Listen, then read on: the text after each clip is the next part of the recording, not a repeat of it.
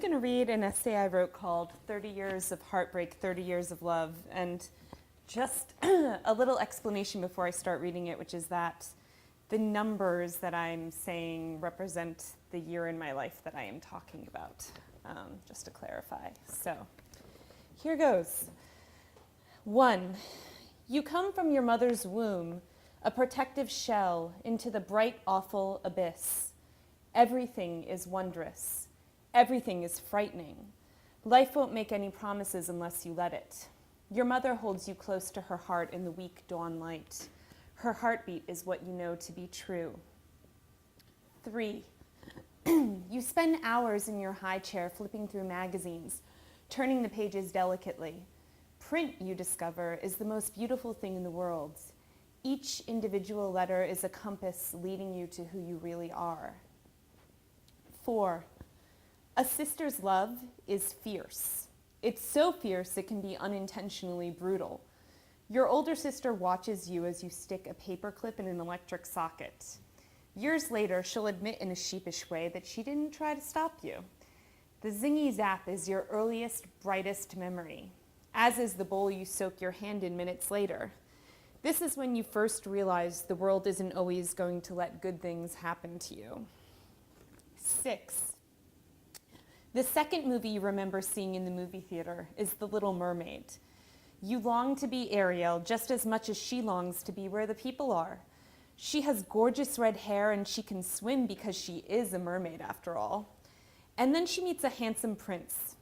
It isn't until years later over burgers with a friend that you realize how fucked up this movie is. Your friend points out that Ariel gives up her voice to a sea witch and leaves her family behind all for the love of a man. Why couldn't Prince Eric become a merman? 8, you write Babysitter's Club fan fiction where you insert yourself into the story. All of your stories end with the realization that it was just in the character's imagination. You're in love with words. You can't get enough of them. You collect them in a journal, trapping them between the pages like a lightning bug in a jar. Words are good to you. They are more alive than the trees that make pages possible. 12, Mike is your boyfriend. He writes you a love letter listing all of the reasons he likes you.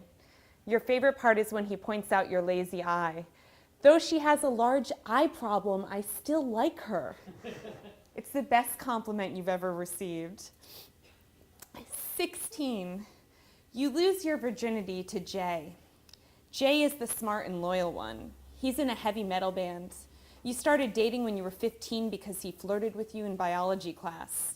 He's a miracle. He loves you in the deep, intense way that only first love and teenage hormones can produce. He protects you. He's a shell to hide beneath, to cower under. You think this is what love is supposed to be, all-consuming. You want everything, all of his heart. He wants to give you everything, but he can't. 18, freshman year of college. Jay broke up with you and then got back together with you. And now you're breaking up again over instant messenger. But something snaps. You're a rubber band that breaks. You're outside of your body looking at a tear-streaked, depressed girl who isn't you but is you. You're taking 18 Advil for each year of your life. You're looking at yourself as you do this and you can't stop yourself. You want to stop yourself. You end up in the psychiatric ward for 6 days before Christmas. The real reason you're here isn't because of Jay. It's because you're finally dealing with years of abuse. Your stepfather. He shows up with your mother at the hospital and you glare at him, but there's nothing you can do. He's still there. 20. You're an editor and a writer at the school newspaper. Things are going well despite the fact that you dated the arts editor. He happens to be an asshole. When you gave him a blowjob, he came all over your face without any warning. Your grandfather dies and he asks how much money you'll get. You want to punch him. You want to say, don't you know my grandfather worked as a butcher at Stop and Shop most of his life and helped raise 7 children? Who the hell do you think you are? 21. Your good friend invites you to join his writing group. The only condition, he says, is you can't date the other guy in the group. I don't want any drama. You say, of course not. You've never been good at doing what you're told to do. You start dating B immediately. He's a writer. a good writer. You write terrible short stories and cry when he criticizes you. You feel like you can be a more confident person if you just try. So you lift your shirt up at a Boston bar one night and he writes something in Sharpie on one of your breasts. You don't remember what it is. You remember the sweet thrill of the kind of romance where you're so consumed by each other that you ignore the world around you. Later, you'll break up while arguing about one of your short stories. 22. Senior year of college. T likes to hike.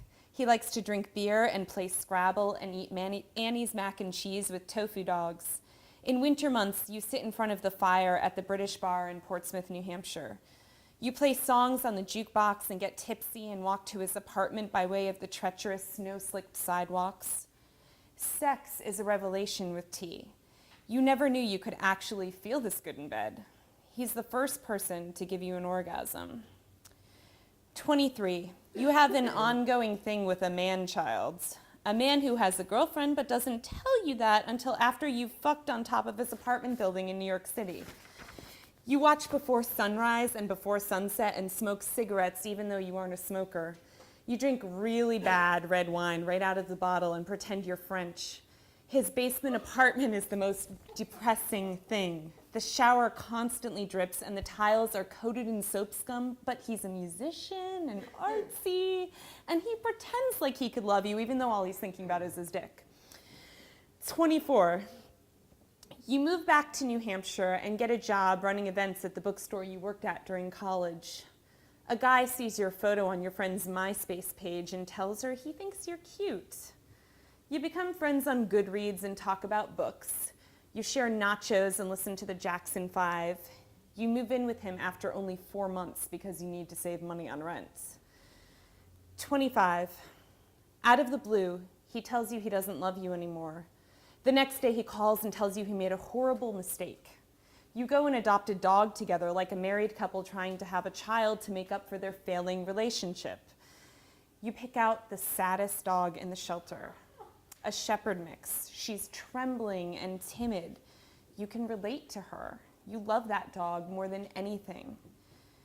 27. You finally realize the relationship is over. You move to New York City and you have to leave your dog with him because the dog is scared of loud noises and can't live in urban settings. It's the toughest decision you've ever made, but you can't stay together with a guy because of a dog. The dog loves him too. He'll take good care of it. He's angry with you, resentful. You keep talking on the phone because you're lonely and you're back in New York City and you don't know how to be on your own. 28. You flirt with a guy you know through social media. He's one of the nicest people you've ever met. You like nice. He's also a talented writer. You told yourself you'd never date a writer again. Never say never. You kiss at your friend's birthday party after several awkward first friend dates. You go to Vienna and Paris together. You drink coffee and read books at a coffee house in Austria. You drink wine and eat cheese and read books while in France. 29. This is the year you'll finally get on antidepressants and you'll stay on them for longer than a few weeks. You start to run again. You lose 30 pounds. You feel like you can be okay with that. You realize that your relationship is falling apart, but he's one of your best friends and you don't want to let that go. You have to let the relationship go. You're still best friends. 30. You buy yourself red cowgirl boots for your 30th, for your 30th birthday present to yourself. You wear them like a badge of honor at your birthday party. You wear them with a cocktail dress and you smile as your friend takes a picture with your smartphone, and you feel like everything is going to be okay, even when it's not okay. This is the only promise that matters. You have these cowgirl boots to get you through the world. You have your own heartbeat. You have words. You have color. You have you.